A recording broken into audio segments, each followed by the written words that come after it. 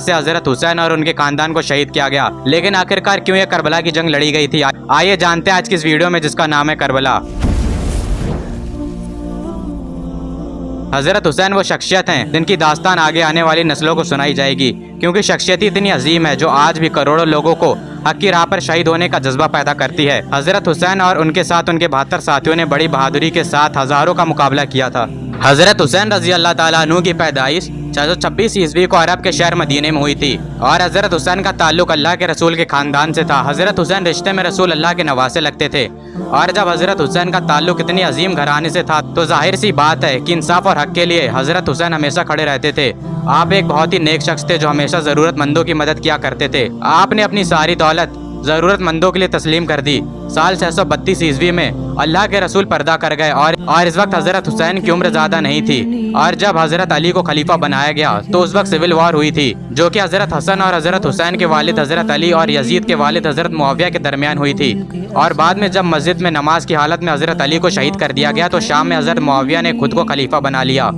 हजरत अली के बाद लोगों ने हजरत हसन को खलीफा मान लिया था, लेकिन मुसलमानों के बीच और खून खराबा ना हो, इसलिए हजरत हसन ने खिलाफत हजरत मुआविया को दे दी और फिर हजरत मुआविया भी वफात पा गए। उनके बाद उनके बेटे यजीद ने किसी तरह खुद को खलीफा बना लिया और लोगों से बैत लेने लगा, लेकिन हजरत हुसैन ने यजीद की बैत करने से इनकार कर दिया और उस वक्त हजरत हुसैन का मुकाम आलम इस्लाम में बहुत ऊंचा था। हजरत हुसैन जंग करना नहीं चाहते थे। हजरत हुसैन मदीने से मक्के की तरफ तशरीफ ले आए। हजरत हुसैन को कूफे शहर जो कि आज इराक में मौजूद है, वहाँ से कई खत आने लगे कि वो हजरत हुसैन की मदद चाहते हैं यजीद के खिलाफ खड़े होने के लिए। हजरत हुसैन नहीं चाहते थे कि मक्का जैसी पाक जगह पर कोई खून खराबा हो, इसलिए वो मक्का से चले गए। दोस्तों, जब यजीद खलीफा बना तो मुस्लिम दुनिया में एक तूफान सा आ गया था, क्योंकि यजीद खिलाफत के लायक ही नहीं था। यजीद हर वो काम किया करता था जो कि इस्लामिक कानून के खिलाफ था और इसी वजह से हजरत हुसैन ने यजीद की मुखालिफत की थी। दोस्तों, हजरत अली के वक्त में खिलाफत की राजधानी कूफा थी, इसलिए हजरत अली के कई मानने वाले लोग कूफा में रहा करते थे।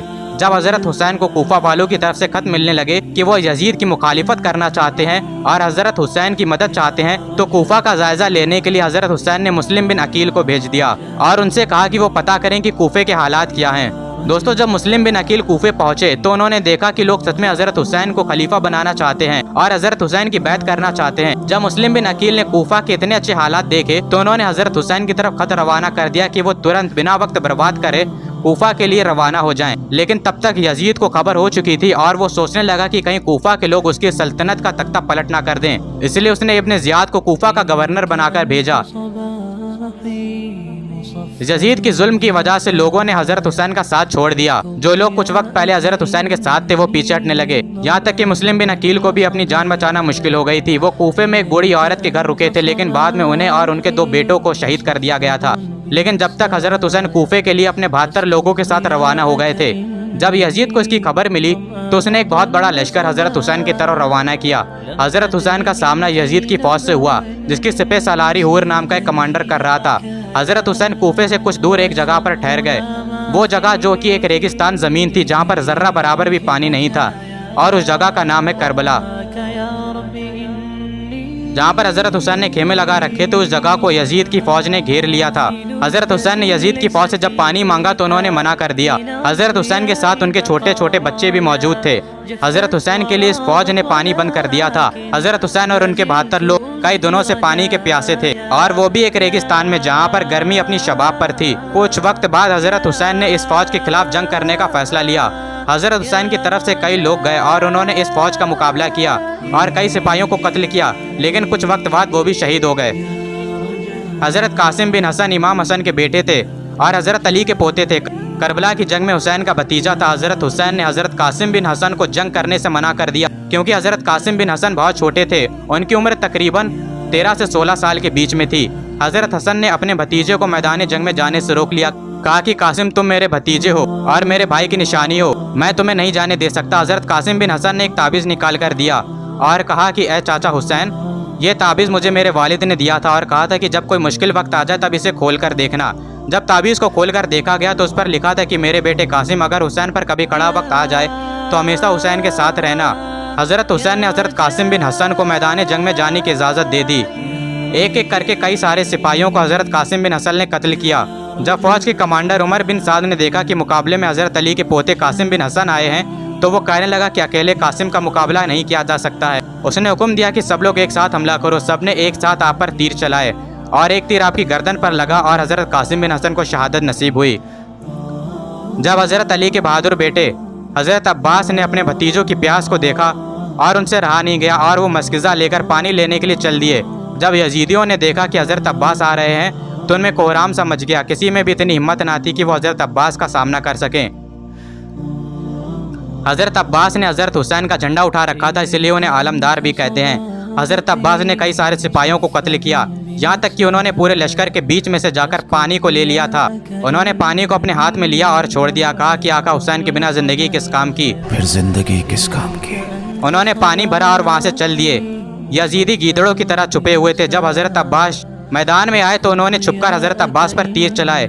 ایک تیر مسکزے پر لگا اور پانی بہنے لگا۔ انہوں نے دھوکے سے حضرت عباس کے ہاتھ پر حملہ کیا اور ان کے ہاتھ کو شہید کر دیا اور حضرت عباس کو شہادت نصیب ہوئی۔ اس جنگ میں امام حسین نے اپنے بھتیجوں کو کھویا، اپنے بھائی کو کھویا، اپنے بیٹوں کو کھویا۔ حضرت حسین کے بیٹے حضرت علی اصغر صرف 6 مہینے کے تھے جب انہیں شہید کیا گیا۔ حضرت علی اصغر کو اپنے سینے سے لگایا اور میدان جنگ کی طرف بڑھے۔ حضرت حسین نے فرمایا کہ یہ جنگ تمہاری مجھ سے ہے، اس بچے سے نہیں ہے، اس کو پانی دے دو۔ ان میں سے ایک سپاہی سامنے آیا جس کا نام حرملہ تھا۔ اس نے 3 نیزوں والا تیر حضرت علی اصغر پر چلایا اور وہ تیر ان کی گردن پر جا لگا اور اپنے والد کے ہاتھوں میں انہوں نے شہادت نصیب کی۔ حضرت حسین کے کئی سارے سپاہی شہید ہو چکے تھے سوائے خاتونوں کے، کوئی بھی باقی نہ تھا۔ اور اس کے بعد حضرت حسین نے خود میدان جنگ میں جانے کا فیصلہ کیا۔ وہ اپنے گھوڑے پر سوار ہوئے اور تلوار لہراتے ہوئے دشمنوں کے لشکر کی طرف آگے بڑھے۔ حضرت حسین کو دیکھ کر سارے یزیدی خوف میں آ گئے۔ حضرت حسین کا مقابلہ کر پانا یزیدیوں کے بس میں نہ تھا۔ اس کربلا کی گرمی میں حضرت حسین بھوکے پیاسے لڑ رہے تھے۔ تنہا لڑنے کے بعد بھی حضرت حسین سے کوئی بھی مقابلہ نہیں کرنا چاہتا تھا، اور اس کی یہ وجہ تھی کہ وہ مولا علی کے بیٹے تھے۔ جب ابن سعد دیکھنے لگا کہ یہ حسین ہے اور اسے یقین ہو گیا کہ حضرت حسین کا مقابلہ نہیں کیا جا سکتا، اس نے سارے سپاہیوں کو حکم دیا کہ ایک ساتھ حضرت حسین پر حملہ کرو، لیکن سب ناکامیاب لوٹے۔ ظالم تعداد میں جتنے بھی زیادہ کیوں نہ ہوں، لیکن وہ حق اور سچ کے سامنے ٹک نہیں سکتے۔ دوستو، حضرت حسین لڑ رہے تھے کہ تبھی انہوں نے دیکھا کہ عصر کی نماز کا وقت ہو گیا ہے، اور انہوں نے جنگ کے میدان کے بیچ میں ہی نماز ادا کرنے کا فیصلہ کیا، اور یزیدیوں کو وہ موقع مل گیا جس کا انہیں بہت لمبے وقت سے انتظار تھا۔ اور جب حضرت حسین سجدے میں گئے تو اس چیز کا فائدہ اٹھا کر دشمنوں نے انہیں شہید کر دیا۔ اس کربلا کی جنگ کے بعد یزیدی خوش ہو رہے تھے۔